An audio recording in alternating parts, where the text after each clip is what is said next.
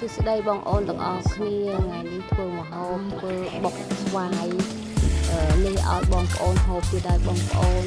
ចង់និយាយប្រាប់បងប្អូនឲ្យច្បាស់តែវានិយាយអត់ច្បាស់ចឹងបងប្អូនមើលរូបភាពទាំងអស់គ្នាទៅអធិស្ឋានផងបងប្អូនតែនិយាយច្បាស់តែអាចធ្វើបាន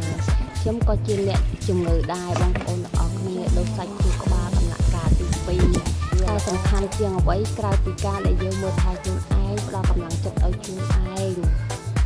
ដើម្បីឲ្យយើងបានរស់ស្រស់ស្រាយអីចឹងណាបងប្អូនខ្ញុំចង់និយាយច្រើនណាបងប្អូនអើយតែនិយាយច្បាស់បងប្អូនឥឡូវនេះបុកស្វាយយើងចិត្តរួចរាល់ហើយបងប្អូនទាំងអស់គ្នាហើយម្ហូបហ្នឹងយូរយើងហូបម្ដងបានហើយបងប្អូនបើយើងចង់ហូបពេកចឹងណាបងប្អូនប៉ុន្តែខ្ញុំវា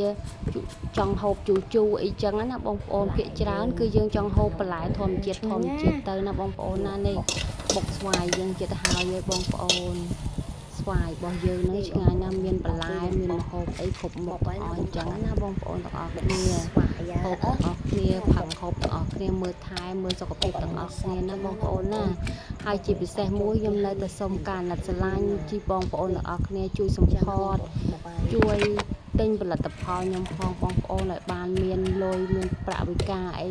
ប្រចាំថ្ងៃខ្លួនឯងជាអ្នកឈឺឬក៏បានប្រាក់ចំណូលជាស្ត្រីមេផ្ទះខ្លួនឯងមានចំណូលបានតិចតួចអីខ្លះចឹងណាបងប្អូនផលិតផលខ្ញុំមានលក់ល្អគឺដាក់ចាស់ប្រែនខ្ញុំសុំគាត់លក់អញ្ចឹងណាបងប្អូនមាន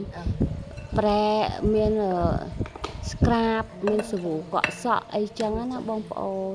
គឺគុណភាពល្អប៉ិតបងប្អូនជួយសម្ផស្សជួយទិញផងណាបងប្អូនណា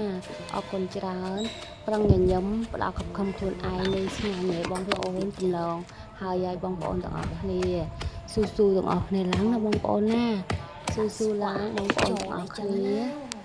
ណាបងប្អូនមានស្គូមានកក់សក់អញ្ចឹងណាបងប្អូនទាំងអស់គ្នាស៊ូទាំងអស់គ្នាហើយអរគុណច្រើនបងប្អូនទាំងអស់គ្នាអរគុណបុកឲ្យសពទៀតទៅឆ្អឹងមកឆ្នាំងបងប្អូនមកតបោបងប្អូនបើវិជ័យស្គរឆ្ងាញ់ហើយបងប្អូនទាំងអស់គ្នាដាក់ជីដាក់អីចឹងណាឆ្ងាញ់ណាស់បងប្អូននេះបន្លែយើងហើយបងប្អូនបុកស្វាយ